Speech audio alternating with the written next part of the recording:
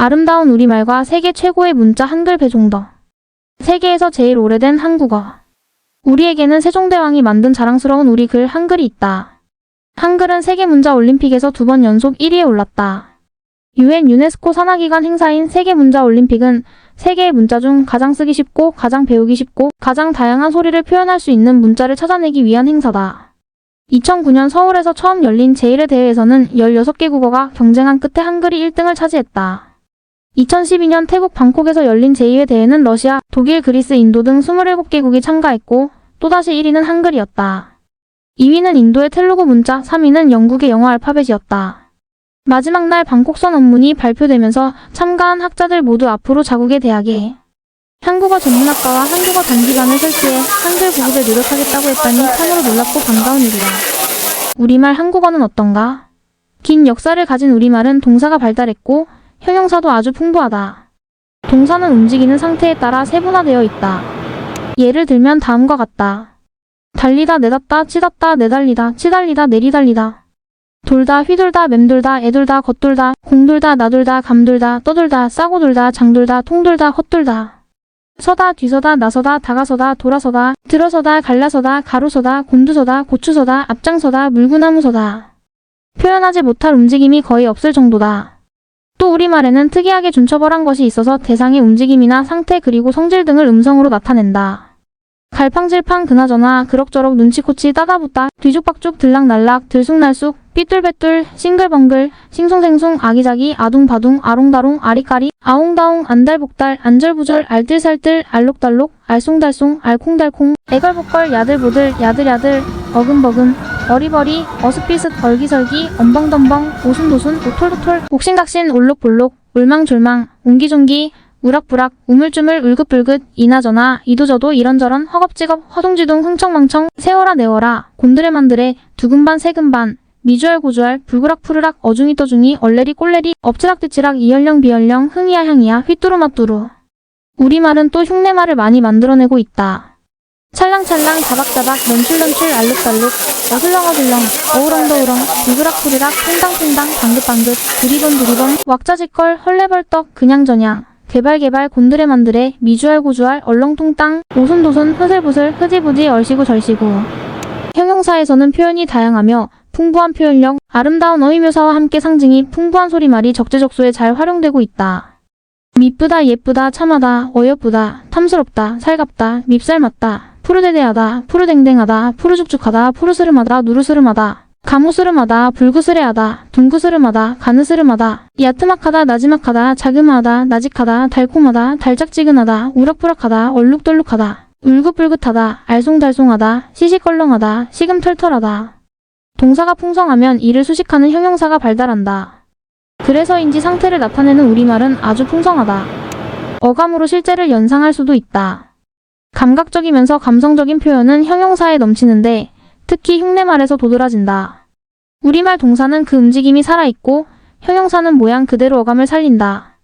그래서인지 생동감이 넘치고 상태가 실감이 난다. 이는 표현문자의 특성이다.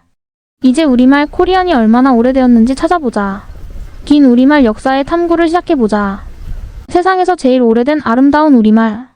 개나 침팬지는 사람의 간단한 말을 알아듣기도 하고 소리와 몸짓으로 의도를 알아챈다.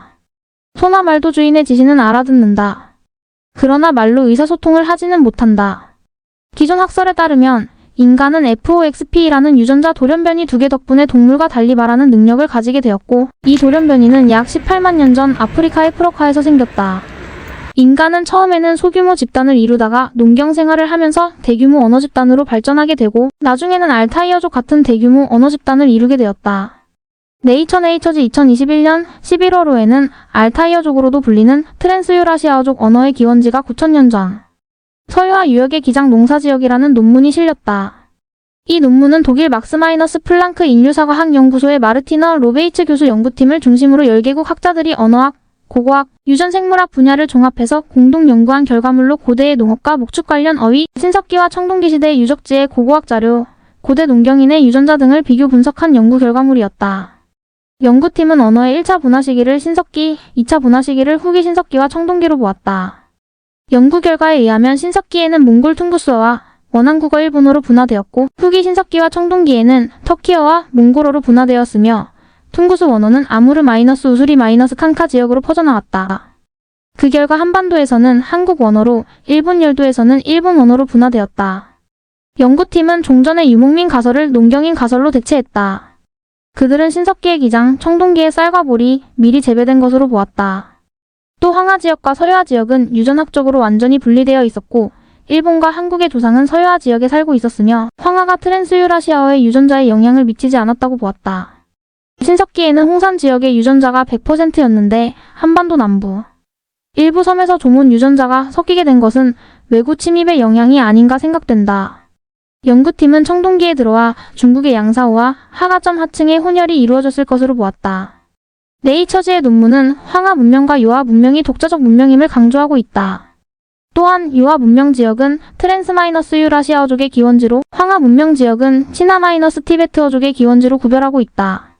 우시라 교수는 황하 문명 지역은 한국어의 기원지일 뿐만 아니라 9,000년 전 최초의 빗살무늬 토기, 9천만 8천년 전 최초의 재배종 기장 마이너스조 8천년 전 최초의 옥결, 8천년 전 최초의 적성묘 7천년 전 최초의 복골 7천년 전 최초의 흑도 5,500년 전 최초의 계단식 적석 총 4,300년 전 최초의 실을 갖춘 석성 3천년 전 최초의 비파형 동검 등이 발견되는 곳이라고 밝힌다.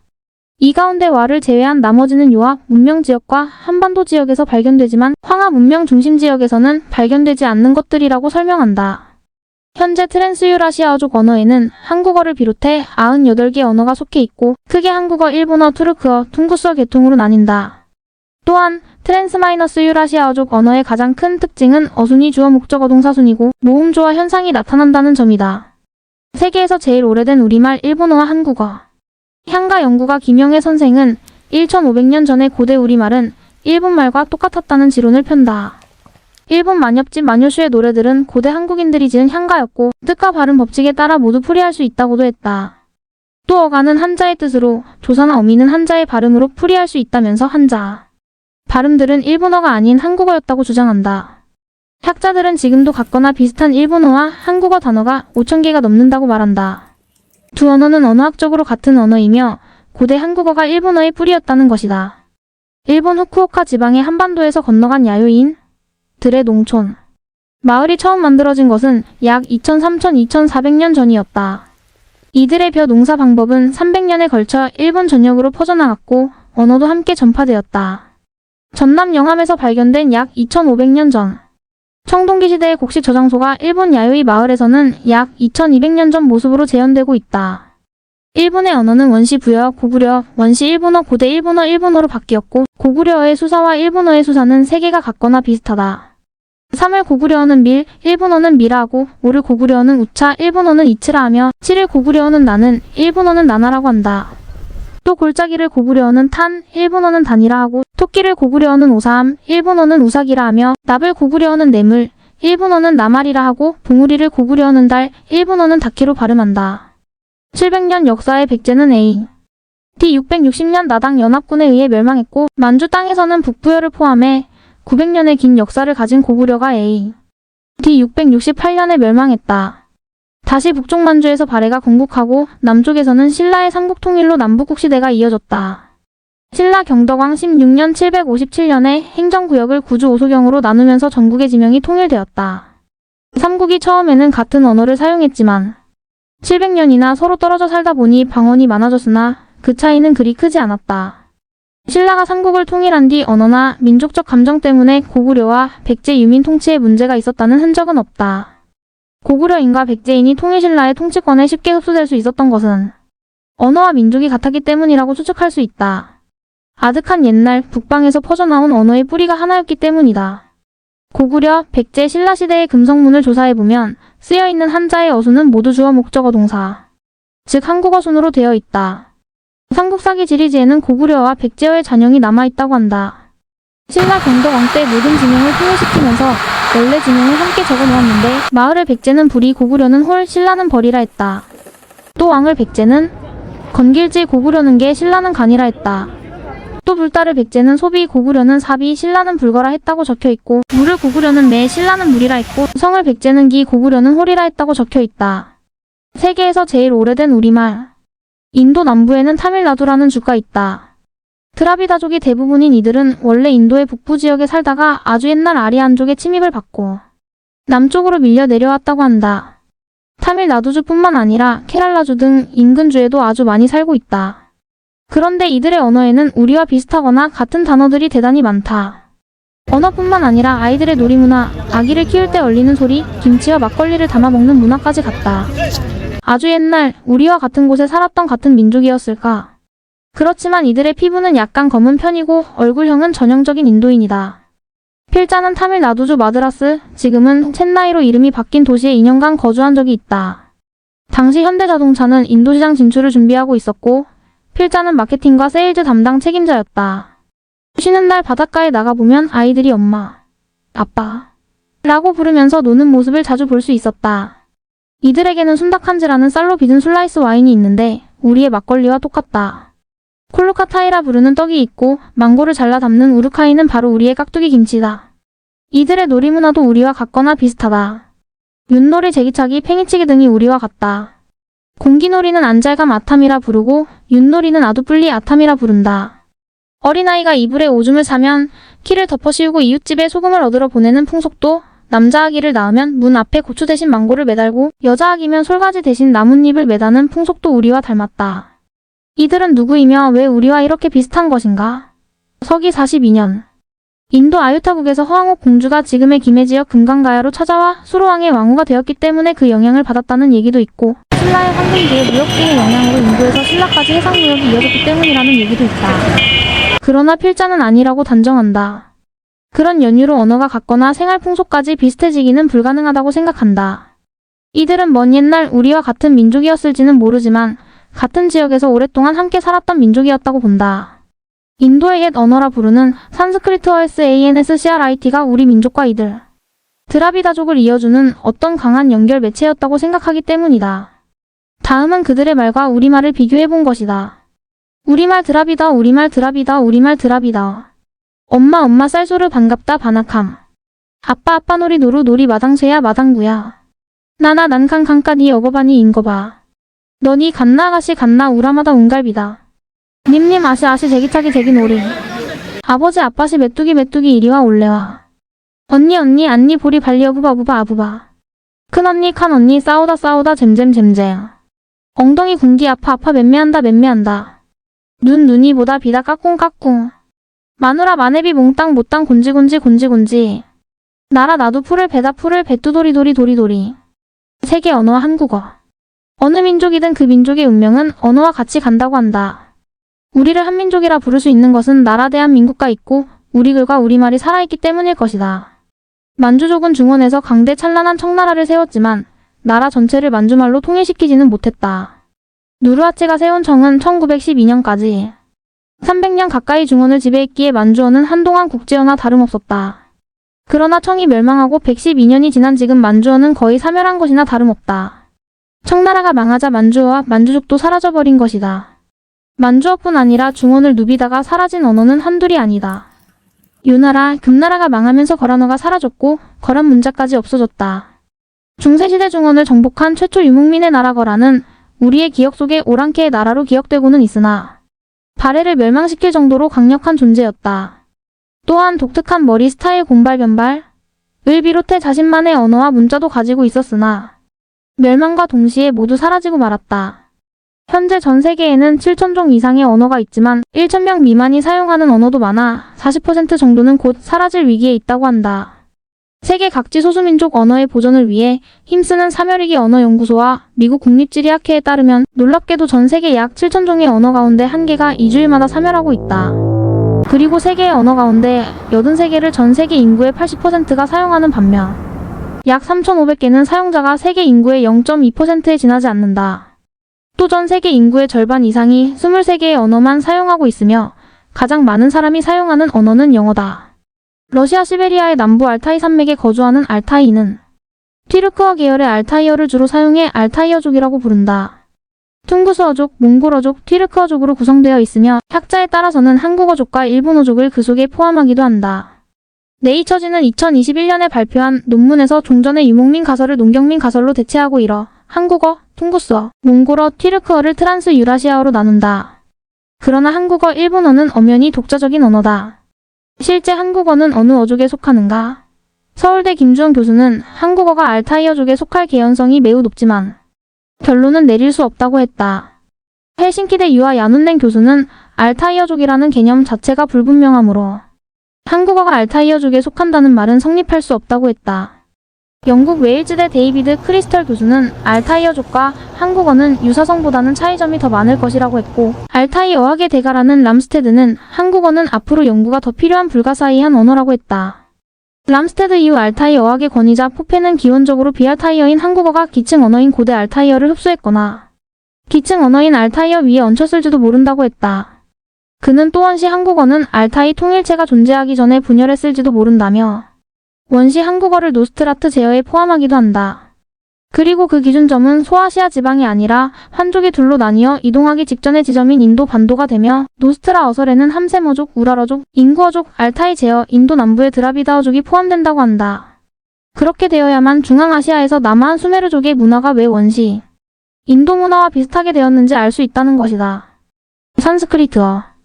아득한 옛날 우리 선조들은 천산과 곤륜산 등 높은 산과 산맥에서 살았다고 한다.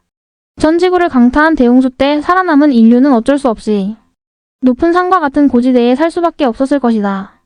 환단고기에서 말하는 인류 최초의 국가 황국이 중앙아시아에 천산, 일명 파네류산을 중심으로 세워진 것도 이 때문이었을지도 모른다.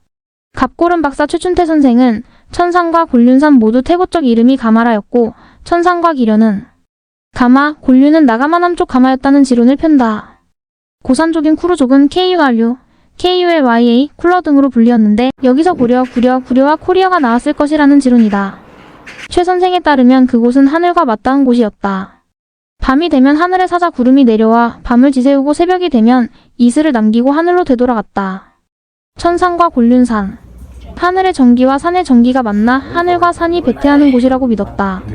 어머니와 할머니들은 밤에 정한수를 떠놓고 북두칠성의 가족의 건강과 무사, 자손들이 잘 되기를 빌었고 모두가 하늘의 자손, 천손이라고 믿었다. 1만 년이 넘게 그렇게 믿어왔고 모든 백성이 하늘의 제사를 지냈다. 개천절은 우리나라에만 있는 국경일이다.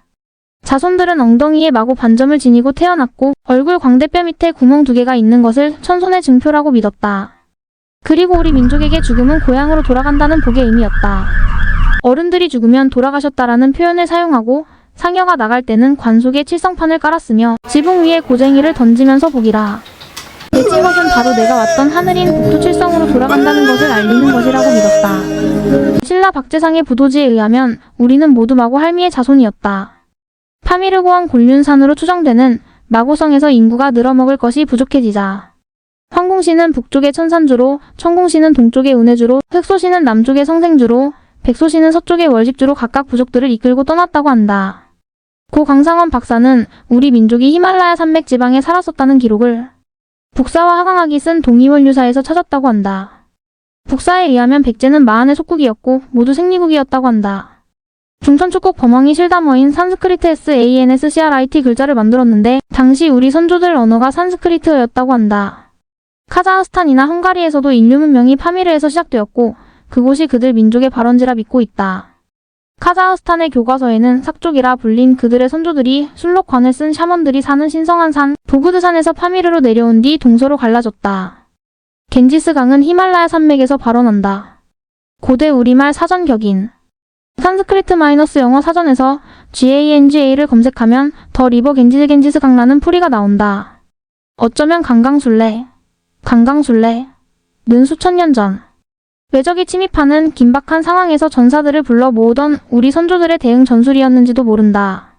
GANGA는 겐지스강이며 소라소라는 전사, 영웅, 투사란 뜻이고 술라SULA는 날카로운 철, 말뚝, 창 등 예리한 도구를 뜻한다고 했다.